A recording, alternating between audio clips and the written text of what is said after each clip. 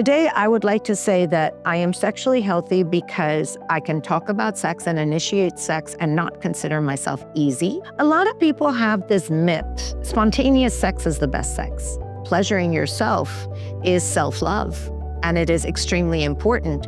And the more you learn to pleasure yourself, the more you'll be able to be pleasured by others around you. Sex is not only about pleasing yourself, it's actually about pleasing your partner, by which then you are pleased by default. And sexual health is actually most important foundation to mental and physical health. And that is why you have so many people now performing yoni massages and things like that that take the stress out of the reproductive organs, so that you are able to balance yourself completely. Age-old question.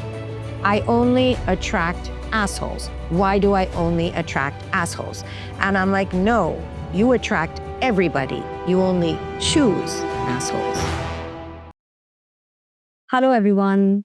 This is Unmasked by Skin Yoga, and I'm Jagrati. Today, I have a very, very special guest. She is Shalini Chuganee. She is a bold voice in mental and sexual wellness. She's a marriage and family therapist. She's a certified sex coach and a CBT expert. Through her platform, she's helping thousands to break free from shame and live a life which is full of self-love and peace. Hi, Shalini. Thank you so much for coming on my podcast. Thank you so much for having me. And what a wonderful introduction. You know, not many people actually get all of the so-called things that I do and, in one sentence and are managed to do that. And so thank you very much for doing that. Yes, it's lovely to be here, and I'm looking forward to having this conversation. Great. So to begin with, tell me, what do you do and why do you do what you do? Okay, so I am basically someone that has strongly believed in the emotional quotient.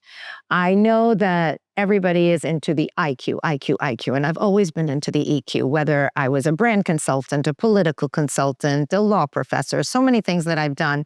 But I feel that the emotional quotient was a driving force in everything that I do. And the reason I'm answering your second question before I answer your first is because why do I do it? I do it because of the EQ, because I want to bring the whole aspect of letting people know that emotions are a blessing. And, fear protects us, feelings connect us. And we run away from both of them so much. We avoid fear and we just avoid feeling as well. And when I started noticing that this was happening, especially in the South Asian community, I started realizing that, no, this has to change. And I wanted to be that person to change it. So today I call myself a skilled emotionologist. That's Lovely. who I am. I am somebody who has developed a skill set, nature versus nature, and nature versus nurture, and nurture versus nurture. I say it in this way because there have been conflicting aspects throughout all of this in culture and conditioning. I utilized all of this and I decided that I am going to find a way to become that therapist who uses core beliefs, who uses thoughts, who uses feelings and emotions to help you become a balanced version of who you are, by not learning, but rather by unlearning.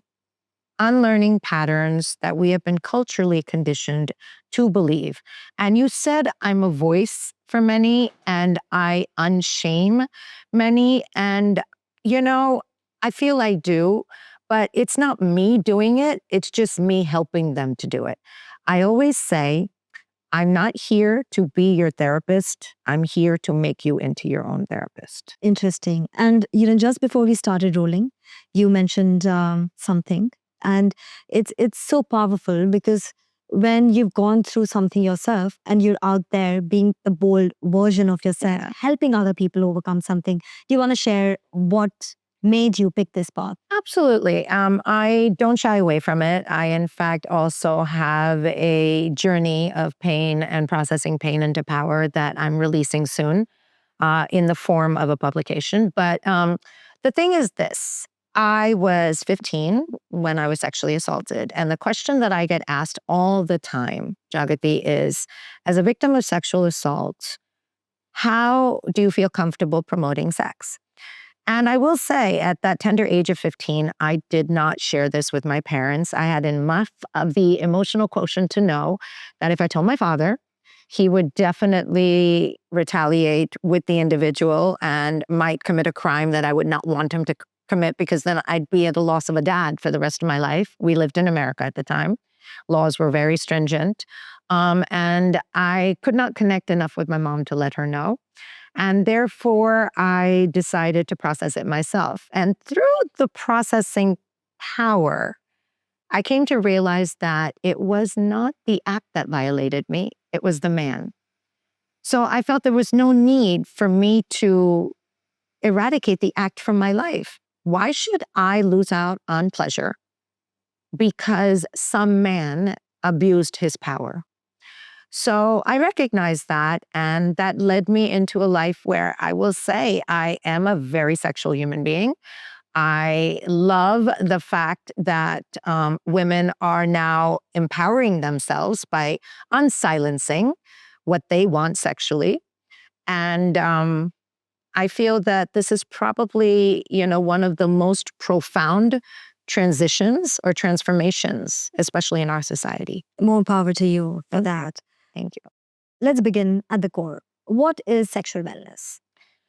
So to me, sexual wellness is not the ability to perform. Sexual wellness is the ability to feel healthy, healthy in your sexuality, healthy in performing sexually, in feeling sexually, and not using any form of avoidance or any form of, I would say, succumbing to the traditional views or the traditional values of what being sexual is. Today, I would like to say that I am sexually healthy because I can talk about sex and initiate sex and not consider myself easy. I like the fact that I am able to also be out there as a sex coach and tell you that pleasuring yourself is self-love, and it is extremely important. And the more you learn to pleasure yourself, the more you'll be able to be pleasured by others around you. And to tell you that if you come up to me or if you go up to anybody and say, hey, can you help me be able to perform better sexually? That to me shows a certain amount of comfort, and it shows a certain amount of, I would say, dominance in terms of not domination, but dominance in terms of knowing that you have a certain power. And that power is the ability to be sexual without self-judgment and without worrying about what other people around you feel. That to me is sexual health. And sexual health is actually the most important foundation to mental and physical health. And that is why you have so many people now performing yoni massages and things like that that take the stress out of the reproductive organs so that you are able to balance yourself completely. So, yeah, I think that's what sexual health is. And how closely, you've answered this, but again, how closely linked are sexual satisfaction and emotional well-being in a relationship?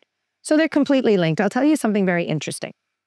When a man is sexually rejected, he actually feels emotionally invalidated. He feels emasculated. He feels this mental repercussion. When women are sexually rejected, they feel the physical side of it, that my body does not look good. I didn't do this properly. Oh my God, he doesn't think I'm attractive anymore. So there's a physical invalidation versus an emotional invalidation. Interesting. But both of these, whether it's physical or mental, they both end up being the link between what I feel and what I think. And so sexual well-being, knowing that you are not being rejected sexually, knowing that you are indulging in a sexual experience that makes you feel good, actually starts to alter your cognition to a great degree, alters your emotions to a degree. But more than that, being sexual gives you higher dopamine levels, endorphin levels, the love hormone, which is oxytocin. And the more you feel those chemicals and those hormones, the better you just automatically are going to feel. And I would say, more than anything, I always say, believe in love because of the way I love. But I do also say if you don't love yourself, it's hard for others to love you. So if you feel sexy, you emotionally will feel better about who you are as well. Is it possible for a man or a woman to live without sex happily? Absolutely. Asexuality is not uncommon. It is related to a lot of different, I would say, situations, episodes, hormones. There are multiple factors that come into play when it comes to an individual who decides to be asexual through their life. You asked me if they could live happily. I prefer not to use the word happy and use the word healthy. Okay. Because I feel that when we use the word happy, today happiness is overrated. I have to treat extra happiness the way I treat depression. So when somebody comes up to me and they're like, good vibes only and positive vibes only, I'm like, no, sit down. We need to chat. Okay? Because life is a balance of all vibes. It is okay to live a life without sex or a desire for sex as long as it's not trauma induced. Okay. As long as it's not avoidance induced. If it is a biological reflex, or if it is a character personality trait, that's fine as long as it's not induced by anything that is trauma or post-traumatic stress. And as long as it comes from a place of, well, I just don't desire it. Yeah. That's okay. Yeah. But don't you think because it's natural for human beings to want sex. So is it also natural not to desire sex? Or do you think there is some chemical in the body that's not right if a person doesn't feel? I think we've come to a day in society now where I don't want to blame chemicals for everything. I don't want to also judge individuals for their sexual orientation or their sexual desires. Okay. I prefer not to even speculate too much on what is causing it, other than the fact that if it's trauma, where then I'll go in with an assessment. Okay. I think that there's a thin line between wants and needs. So people may want it, but not need it. And that's okay. And there are people that may need it, and therefore they want it as well. So it's about distinguishing between the essentials. A lot of people feel that sexual, acts are not essential to their life. Now, would I question them on whether or not they're masturbating and self-indulging? If they're not indulging with others, sure. But this is more assessment-based, where I would go in and try and figure out the triggers, the reasons. But again, I would not judge them at all or say to them that, you know what, there's something abnormal going on or there's something wrong with you. Because I think everybody today just has different needs, different wants, different expectations, different requirements, and different essentials. Sure. And you just allow them to be who they are. Okay. So I don't think there's any wrong or right anymore. Okay. But definitely, like I told you, there's a health factor. Right. And I believe health is balance. Okay. I would say that. Okay. So in your practice, you meet a lot of people. What are the most common issues people or couples are facing around sexual wellness? Okay, so one of the main things, given that I am an MFT and a CBT, as you know, the reason I became a sex coach, let me tell you why. It wasn't because I wanted to just, train people in how to have sex. I mean, that's okay. People learn how to have sex and go into that with their own selves and they enjoy it. But it's because when you're on an SSRI or you're on a benzodiazepine or you're on these different types of anti-anxiety or antidepressant drugs, you do face a certain amount of sexual dysfunction at times. So I actually became that sexual coach because I wanted to guide them saying, if you have erectile dysfunction, if you cannot have the clitoral orgasm, I don't want you to be so focused on intercourse. You can also enjoy outer course. So what I say all the time is that I feel that one of the main things I face is individuals coming up to me and saying, we're not able to have healthy sexual beginning to end. So how do we work with that? So one of those things is the outer course. So I train a lot and I talk to them a lot about outer course. The second thing is communication. A lot of people have this myth that spontaneous sex is the best sex. That's not true. Sex is about communication. It's about connection. It's about conversation. So you want to also do that. So I talk to them a lot about communicating, about helping each other understand that sex is not only about pleasing yourself. It's actually about pleasing your partner, by which then you are pleased by default. So that. And then the third one, which I think is one of the most important things that I see, is the impact of porn. Okay. And they come to me and they say, porn is having an influence on our sex life. Now, I happen to think that pornography is very healthy.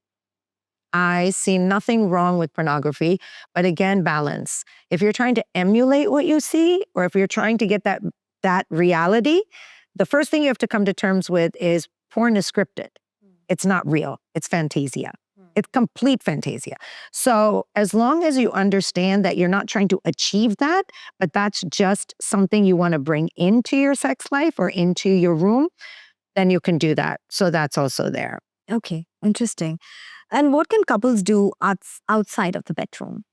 Outside of the bedroom. Yeah, to nurture their emotional connection and keep the intimacy alive. Oh, thank God you said emotion. I thought you were going to say sexually. I was like, let's not go there. But there's a lot of things couples can do sexually as well. But no, emotionally. The first thing is, honestly speaking, when you decide to communicate about sex, please be transparent.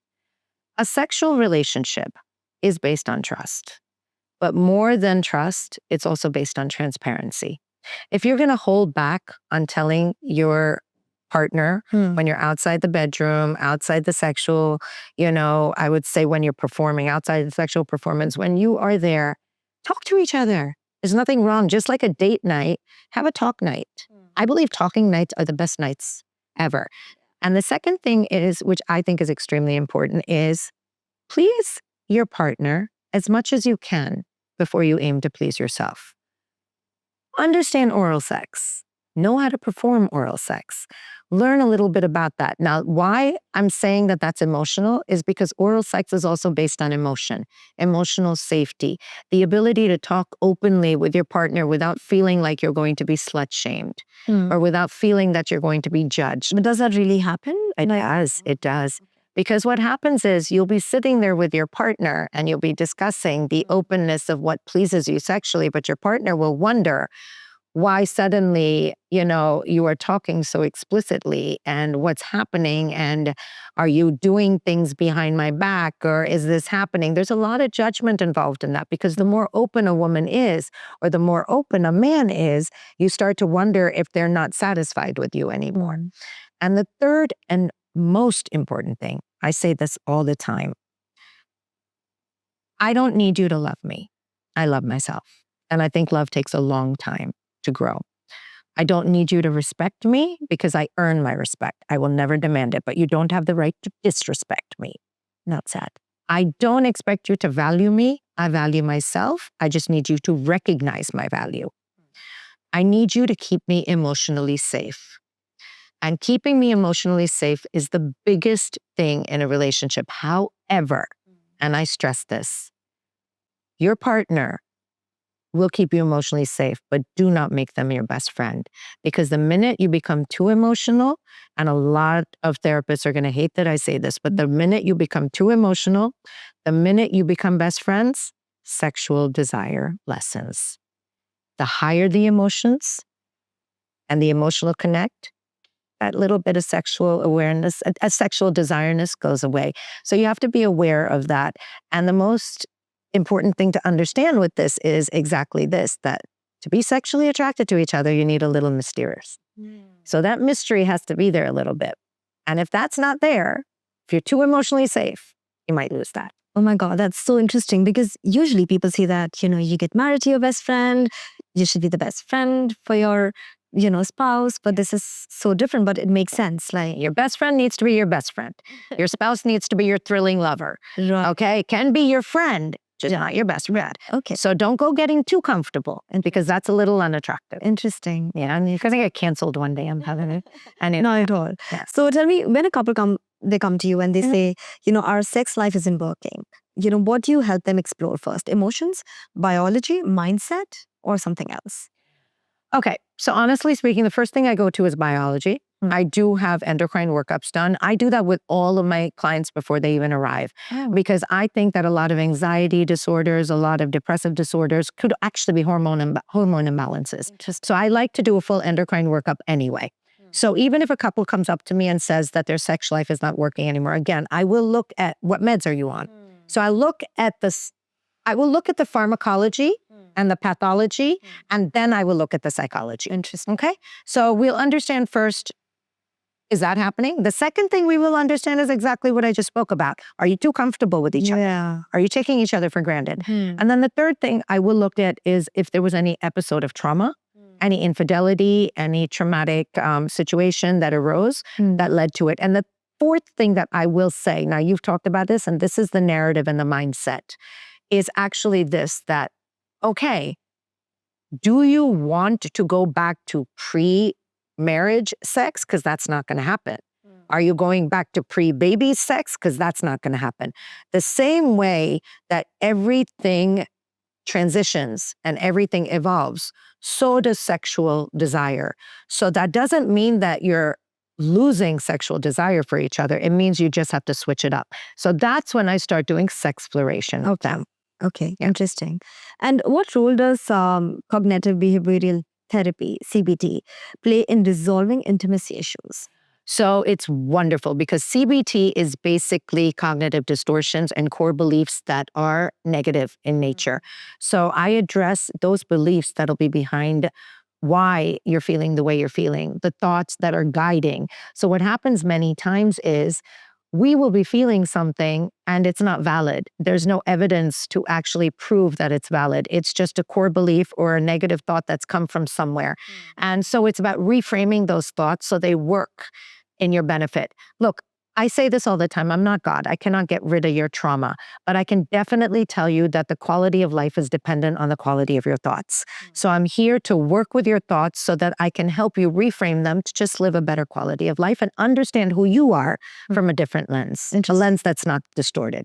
Interesting. And that's very difficult to do, to help people identify that it could be one trauma which they think it's a story of their lives, but actually not. Yeah.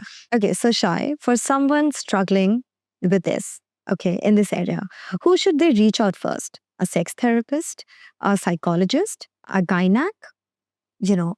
What is the first step? And how do they know? Okay. So most people that are struggling with this will actually reach out first to a friend. And they will try all of the things that the friend says, but the friend will eventually say, I'm not an expert.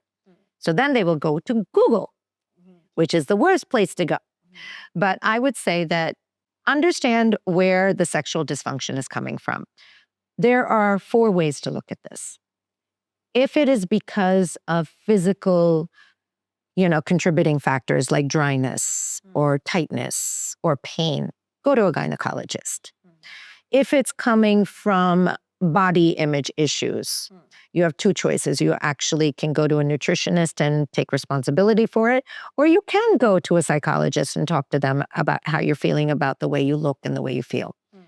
If it is because you do not connect with your partner as much as you're feeling that your partner doesn't feel that you are as desirable as you were, talk to your partner directly. And if that doesn't work, then you can go to a sex therapist or to a sex coach or to a counselor. Interesting. So that is a pathway I would recommend.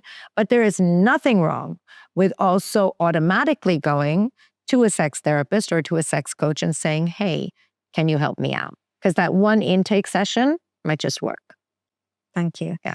Do you feel that couples today are expecting too much from each other, emotionally or sexually? Or do you think they're just communicating a bit less? So you know what? I believe that when couples should be talking to each other the most, they shut down.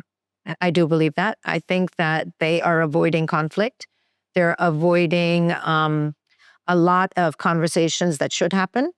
And that is also because social media, Instagram, the phone, our brains are so wired and so on all the time that when it comes to the brain actually being on with your partner, it's just not interested. Right. So it's more actually the brain just shutting down. You're not forcing it to, it's just happening. Right. And then what happens is that couples start to get confrontational instead of conversational.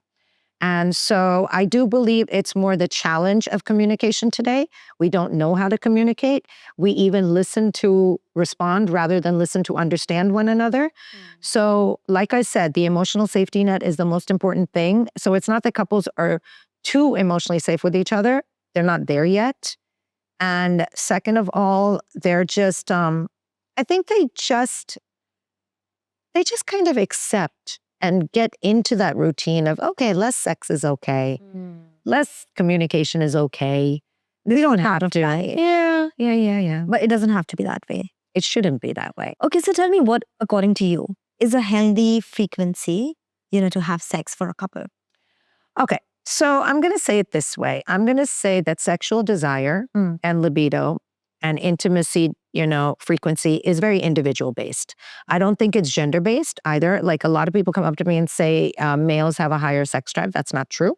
I think females have an equally higher sex drive, especially later on in life, when the hormones start to shift over. I focus a lot in perimenopause and menopause, and it's unfortunately, it's sad because when women want it the most, it actually tends to physically hurt the most because the estrogen levels drop and the, wetness and the vaginal dryness and all start to appear. So basically what happens here is, I think a healthy sex life is, I would say it's dependent on where you began and keeping it as consistent as you can. So even being married 29, 30 years, if you can even have it once a week or twice a week, slot it in. It doesn't have to be spontaneous, but make time for it. That to me is a sexy and a healthy sex life. It's very sexy to actually make time and slot in a sexual encounter. People think it's unsexy if you do that, but that's not true. I love the fact that even with my partner, we have a timing that is allotted to that. And unless we both have something really challenging, we're not going to let anything intrude on that time. Oh, interesting. So yeah, it is. So sometimes it's sexy to timeline something. Interesting. I had that question written down and you've answered that. So thank you. And what are the signs of sexual disconnection that couples often ignore? I would say the first thing is where couples only touch each other when they're about to have sex. Sexual disconnection is where you don't hold hands, you don't wet the butt a little bit, you don't kiss each other for that 1 second before you leave. If you kiss your partner for 6 seconds, oxytocin just starts to grow in your body. So I think it's touching only when you're supposed to touch. I think it's also not talking or being sexy with each other. I think it's where you don't flirt with one another. I think it's where you literally start to perform sex as an act of a task or a chore rather than something instinctive. Because even if it's an arranged marriage or a love marriage or a best friend marriage or a thrilling lover marriage, whatever it is, we as human beings, like I said, the main thing is we love touch. All these love languages with the words of affirmation, the service, that's all great. But the two biggest love languages are I get you and I got you. And if I get you and I got you, that will lead to you wanting to even be physical with one another. So interesting. I would say that. Okay. And why do you think more and more couples, especially younger ones, are seeking separation or divorce today? Tolerance levels have completely reduced. But has it anything to do with their sexual desires disconnect? I think that there is a shift in polyamory, consensual non-monogamy. There is a shift towards that. And there is a shift towards polyamory as well, that people do have multiple partners. There's a shift towards open marriages. But I don't think these in any which way, these sexual orientations or sexual philosophies impact divorces or separations. I think divorces and separations are happening more now today because the institution of marriage itself has kind of gone through its own transition. I think people want to live with one another a little more. I think that people don't want the responsibility of a marriage as much anymore. They also don't want the responsibility of a house or a car. People want to be asset light. They want to be experience heavy. So I think it's also the whole philosophy behind it. I don't think it's necessarily impacted by sexual orientation or sexual disconnect or sexual desire. I think it's more so this is connectivity and connection based more on other aspects, not necessarily sexually. Okay, interesting. And in your opinion, what leads to cheating in a marriage? All right. So cheating, that's a loaded word. Cheating has multiple references to it. Okay. I don't necessarily believe, and again, I am telling you one day, God knows. Anyway, I could say such controversial things, but okay. The person that is cheating is not necessarily in the wrong. Sometimes they are the victim. All right. The one that had the affair could be the victim. All right. And I say that because there is such a thing as reactiveness to a certain situation where you might be trying to fulfill needs that were being unmet. And you have tried to have them met within that institution, but they are just not being met, either through dismissiveness or through, I would even say, disrespect, or through multiple conflicts. And then you go outside and you find it, and then you are ostracized for it. I think that, what leads to cheating is two-part. One could be the, personality or the biological, need to have multiple partners, which then, yes, that is something that you have to work on and understand. And the second could actually be what I explained earlier, just a reactiveness to not having fulfilled needs and not being appreciated enough.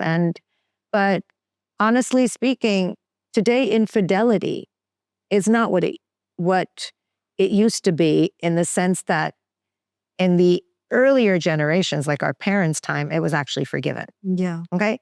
Then we get into a phase in society where it's absolutely not. Yep. Now it's neither forgiven nor is it absolutely not. It's accommodated. So we've moved out of the I accept it or I deny it, because I'm not superior to you to accept or deny anything, but we've moved into the, okay, I can accommodate it, but I want to understand it. Okay. How do I stop it? So isn't that a smarter way to look at Much, always. And more practical rather than more emotional? Absolutely. I always say we have to shift from how dare you do that to me, or what are you doing to me, to why? Yeah. Why are you doing it? Yeah. Understand. Yeah. It's more about understanding. Is there any connection between the kind of relationship a person saw between their parents growing up and the kind of relationships they create with their spouse later in life? Absolutely. It's not only the relationship that you have seen your parents and you emulate it, but it's also the relationships that your parents had with you.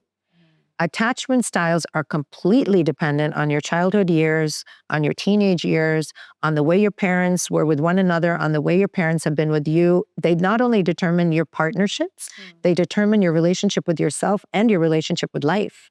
And that's why I always say multi-generational trauma is the hardest trauma for me to work with, because I don't see the parents. I only see the child who is now still a child, but in a young adult body or an older adult body, and keeps resurfacing as the unprotected child, the angry teen, and they keep coming in all of the relationships. Yeah. And then I get asked that age-old question, I only attract assholes. Why do I only attract assholes? And I'm like, no, you attract everybody. You only choose assholes. Why do you do that? Yes. Why do you choose the toxicity? Why do you choose the pain? You choose it because that's what your central nervous system is used to. For you, peace is boring. Chaos is the norm. How did they That's change that? natural. Through therapy. A lot of therapy to understand that, no, wait, chaos is not natural. Just because you grew up in a toxic environment with dramatic, emotionally imbalanced relationships, it doesn't mean that that's the norm. Your CNS is dysregulated. And your mind, no matter how much messaging, it's not going to work. So that's why, no, you don't have general anxiety disorder. You have PTSD, and anxiety is one of the symptoms. Okay. So we work with your trauma. We work with your stress. Pain is the greatest power if you process it effectively. I agree. But I have to ask you this question, and I know a lot of women, not just in India, but globally, a lot of them have gone through, sexual abuse as a child. Not everybody is brave enough to talk about it, or probably even when they are in their 30s, 40s, they've not shared it with anybody, but they still live with that feeling. Do you have a message for them? How can they process it? How can they, even like after so many years, they can get out of it? So the first thing is, of course, as I said, to understand you're not violated by sex. You're not violated by touch. You're not violated by the act. You're violated by the man that did all of this. You're violated by the woman that did all of this. Yeah. Men have also been sexually abused as children. Females, males, children, you see a lot of it. The main thing is first to know how to differentiate, because sexuality and sex in itself are positives. And the less you look at them as the enemy, and the more you understand that it was this human being or human beings that violated you, that's the first step. The second thing is to know that sexual abuse and trauma, you cannot figure it out. You have to feel it out. The more you feel the pain associated to it, you let it surface. You cry about it. You scream about it. You release it. The more you do that, the more you feel it, the less amplified it will be. You feel it to heal it. That is the way it goes. And it's very difficult. So you need a very experienced individual to take you through it. I always say this. If you go to a psychiatrist, they will give you medicine to rid the pain and the anxiety and the trauma that you're feeling. You go to a psychologist, they'll talk therapy you out of it, talk you out of it to rid it. I am telling you, when you come to me as the skilled emotionologist that I like to be, I don't want you to get rid of it. Like I said, fear protects you. Pain changes you for the better, actually, as you heal it.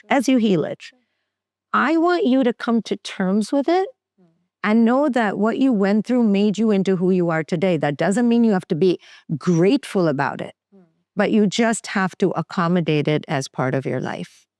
It sucks. This should never happen to anyone. I agree. But basically, you make peace with it. You don't blame sex for it. You blame the individual who did that to you. Yeah. And then you forgive him, or no, you don't. I don't believe in forgiveness. I am so sorry. That memory that, one might have of that childhood or whenever, that act happened. How do you process that? Exactly. I mean, you cry, you scream. I'm going to tell you how. So when I use the terminology that I don't believe in forgiveness, I'll tell you why. The first thing is, for me to forgive, I have to hold on to something and let it go. I don't want to hold on to it. Right. I just want to let it be. True. I want to let it be. Yeah. For me to forgive, I have to go back to that moment. I don't want to do that at all either. I don't want to move on. I have to go back to it to move on. I want to move forward. So I do not let it go and move on, or move on and let it go. I let it be and I move forward. I move forward and I let it be. I have it tattooed on me. Let it be. Okay, I am so clear about that. You cannot change it. And forgiveness is where you have to keep remembering something and forgive it. Forgive that individual. I do not forgive the individual that sexually assaulted me. I just say, you did what you did. I've moved forward. I have let it be. Okay. And the same applies to men as well, because a lot of boys are also sexually assaulted, but we don't talk about them. For boys, it's even more difficult. For me to forgive you, means for me to give you importance. Yeah. I'm not going to give you And that to tell you that importance. it's okay, but it's not okay. Nobody else can do that. No, and I'm not going to, and I'm not superior enough to do that. I neither want to give you the importance, and nor do I want to pay any more attention to what you did. Okay. You did what you did, Hmm. and I'm just going to let it be now. Okay. Interesting. Okay. When should parents introduce their kids to the idea of sexual hygiene, emotional safety, and body positivity? As early as possible. The first way to do it is, I feel, now I don't think you should have the talk about sex, about what sex actually is. And nowadays you can't even have that talk because it's no more just this and that. It's this and that with. There's so many multiple fluid versions of it now.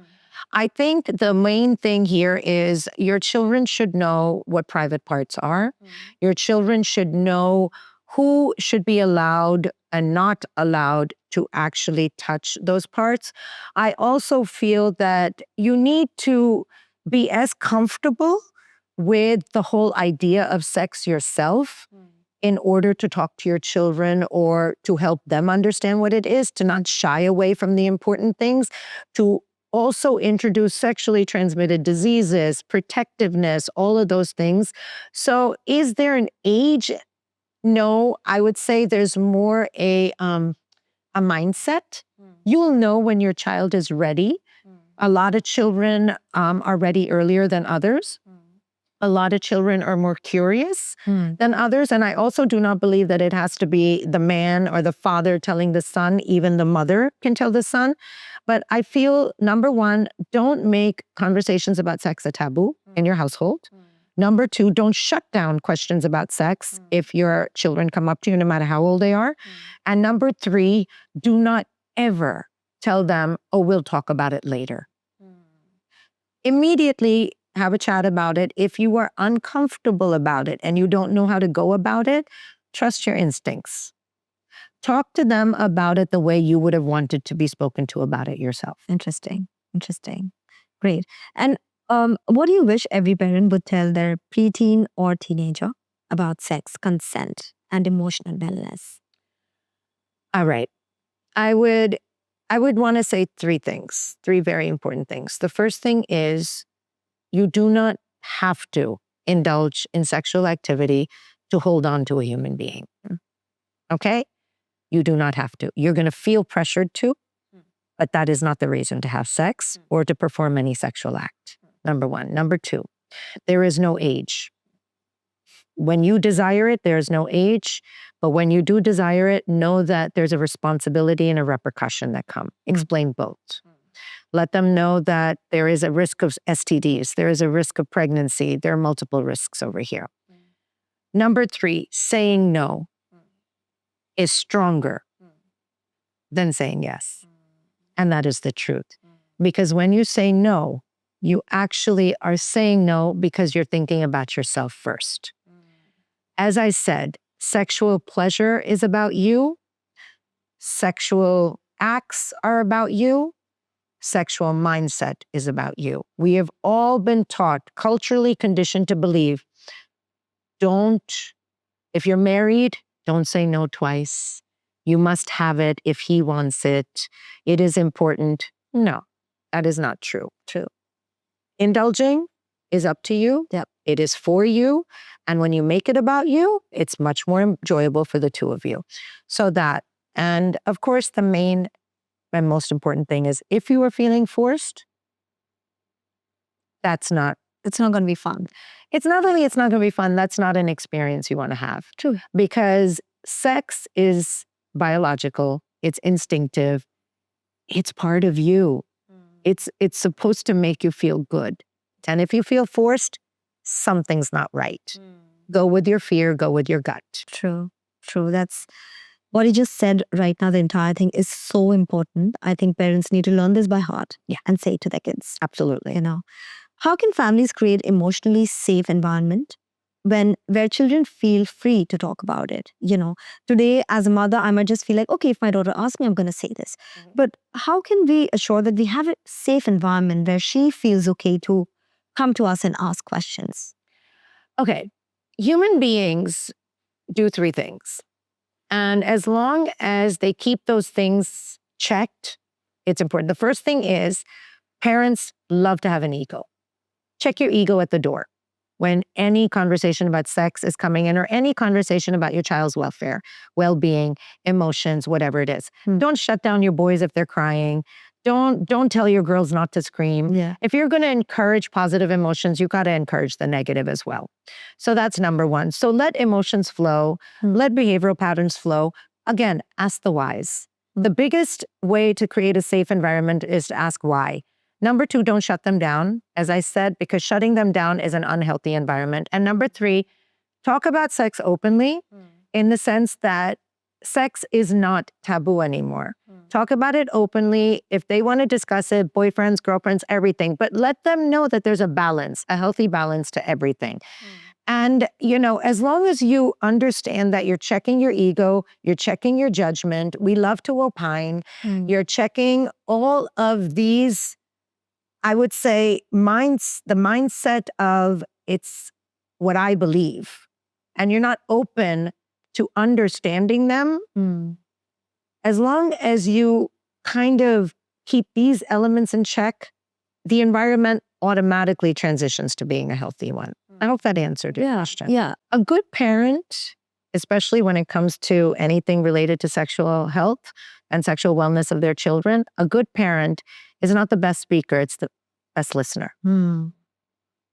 And I've always listened when it comes to anything that is in this aspect, emotional, sexual, things that I felt my child needed and was very sensitive, in terms of what the topics were.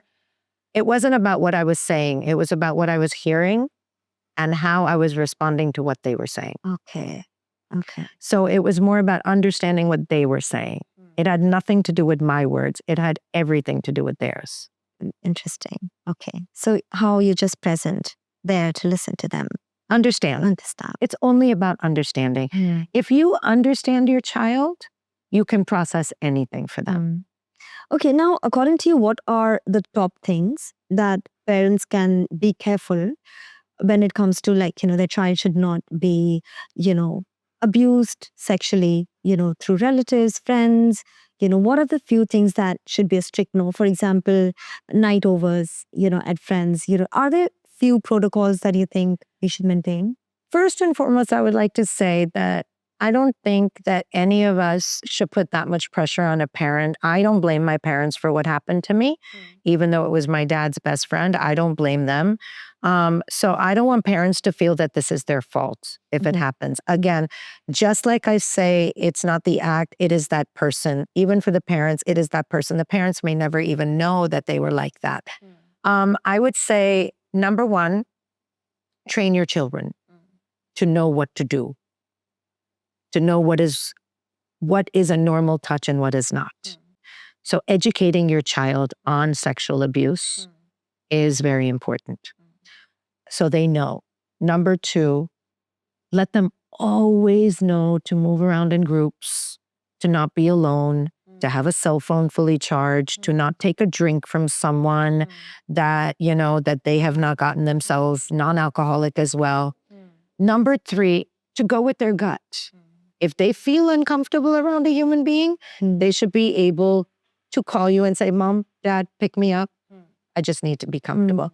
Number 4, to know that if it does not feel right, it is not right. Yeah. And number 5, one of the main things is, yes, if your child is going for a sleepover, make sure that the parents know about it. There are other parents there. There's no substances involved, things like that. And when it comes to relatives, I say this to most parents, a lot of parents are very forgiving of what their family members do. If your gut tells you something, leave it. I mean, believe it, and then leave that situation. I never told my parents about what happened to me. But I never saw that man again. And I thought it was very strange. So 6 years ago, I told my mom. that this happened because Years from today. 6 years ago, I told my mom. I was 15 then. And 6 years ago, I finally told my mom. My dad died not knowing. And I asked her just one question. I said, I don't want to take his name, but I said, why did I never see him again? She's saying, I just didn't like the way he looked at you. And I'm so sorry. I did not stop it before it happened.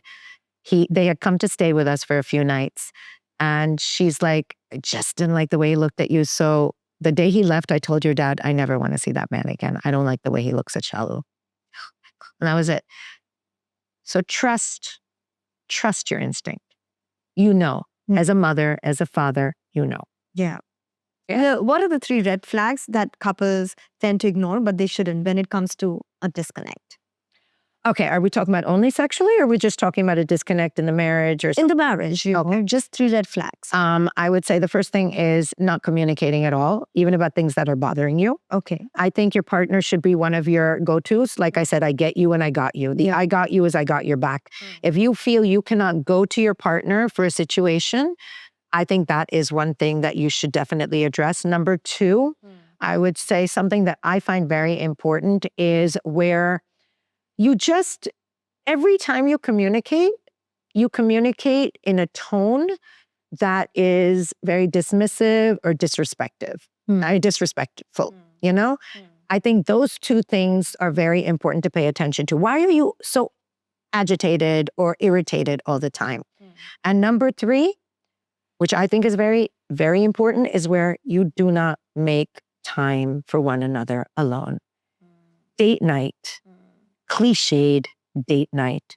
It doesn't have to be a flamboyant date night.